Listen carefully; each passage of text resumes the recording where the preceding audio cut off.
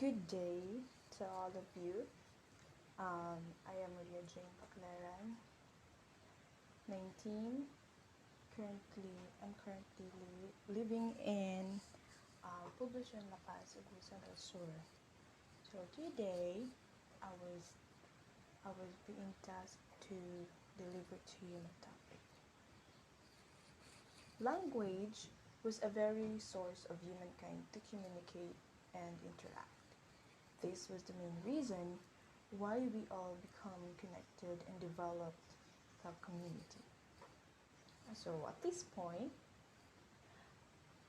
since I will be the first to present the topic, so today I would be discussing and share to you language through times, and I'll assure you that at the end of this topic you will understand and discover the journey of language. So without further ado, let me present to you my topic, which is language through times. Lesson 1. Now, the language through times has its subfields, and these are: number 1, we have how languages are classified, internal and external changes, how and why sound change occur, constructing proto-languages, constructing the ancestral homeland, constructing a proto-culture, trying to date the past, or the glottochronology, and the time perspective in culture, and so as with the summary inclusion that we would go through. So now let me present to you first the how languages are classified. A language family includes all those languages that are related by virtue of having descended from a single ancestral language. The best known language classification are based on morphological characteristics. So when we say morphological characteristics, it says that that was ordered accordingly and also classified. So from our subfield itself classified. It is the most widely used assigned languages to one of 4 types. So now we have this classification of languages. So it has 4 types. It is the isolating, inflecting, agglutinative, and polysyntactic. So the inflecting language is one which words display grammatical relationships by means of suffixes. So what are suffixes? Suffixes that are placed after the stem word, the stem of the word, or it is the ending part. So the agglutinative languages was each moment of grammatical meaning is expressed by separate piece of morphemic structure. So it is separate from the piece itself. And next will be internal and external changes. Languages change not only internally from within, but also as a result of external influence, and the reasons for such changes vary.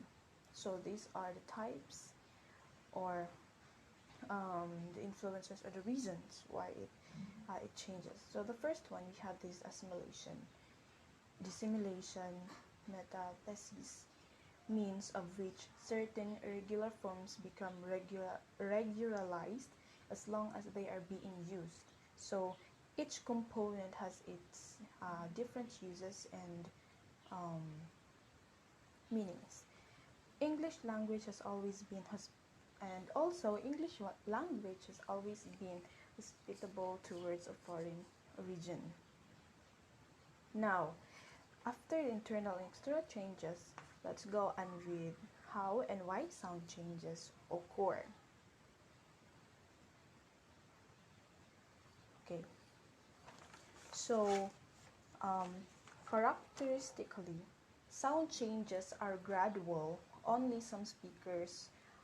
for some speakers and dialect of the particular speech innovation to begin with, and so others do so later, and ultimately all or most speakers accept the change. To put it differently, a particular sound change initially affects words that are frequently used and later is changed, extended to other words. So as time goes by, the language itself also evolve and extend and also change. So the modern view concerning sound changes operate gradually, spread or diffuse through words is lexical diffusion. Through changes even occur when a language is passed on from parents to children and when children's speech habits are influenced by those peers. So the language itself do not just stay put, uh, but it develops, like, and also with how children learn their language through their parents, which they observe. So they learn all of that by observing and discovering it to the people or the, uh, the environment that surrounds them. Cognate is a word related to another by descent from the same ancestral language. In short, sound changes are regular provided by occur in like circumstances, but given the complexity of the languages and the many different influences on them, such as regional, social, and other, as they spoken century by century.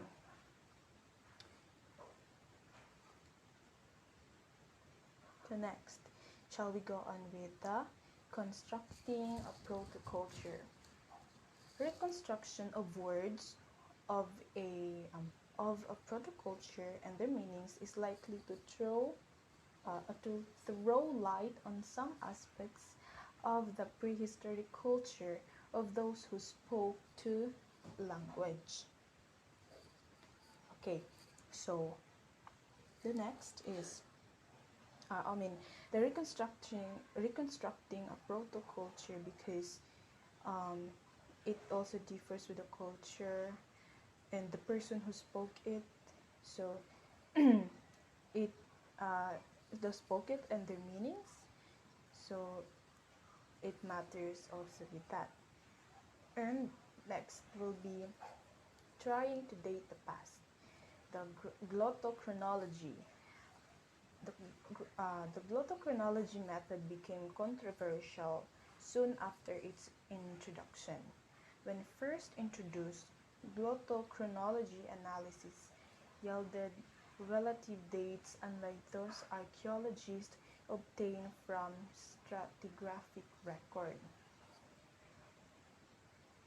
So it also differs from the past, because when we also say from the past, um, in which the glottochronology also exists and discovered. And we have here the time perspective in culture. The relative age of culture element can be determined with some reliability from the form of native or not borrowed word that refers to the element.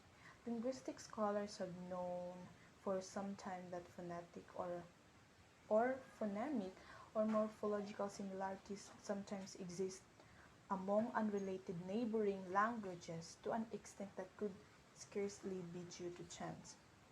So, the unrelated neighboring languages has this small amount of chance that they adopt, because it says here that such similarities are indicative of an extensive period of cultural contact between the respective societies, as circumstances ethnologists must take into account. Because also that different groups has its culture, though they are not though they are unrelated neighboring, but because of the cultural contact between the two respective societies, they were able to adapt, and they were able to connect, like connect and have these similarities of language that they also adopt to develop. And yes, for the summary, English language changed slowly but constantly. The Old English is no longer intelligible to speakers to modern English, and even words that rhyme in Shakespeare's time do not rhyme today. The tendency of sound changes to be regular makes it possible to reconstruct the assumed ancestral languages of daughter languages. When languages classified genetically, those that are related by virtue of a common origin are assigned in language family. Language also varies across time. Generation by generation, pronunciation evolved. New words are borrowed or invented. The meaning of old words drifts, and morphology develops or decays. In isolated subpopulations speaking the same language, most changes will not be shared. So not all of the language that we used before also exists in our generation today. So it says there that it develops and it extends the way the new generation also extend and progress also. So it also evolved. So that's all. I hope you guys understand. God bless, and thank you for listening.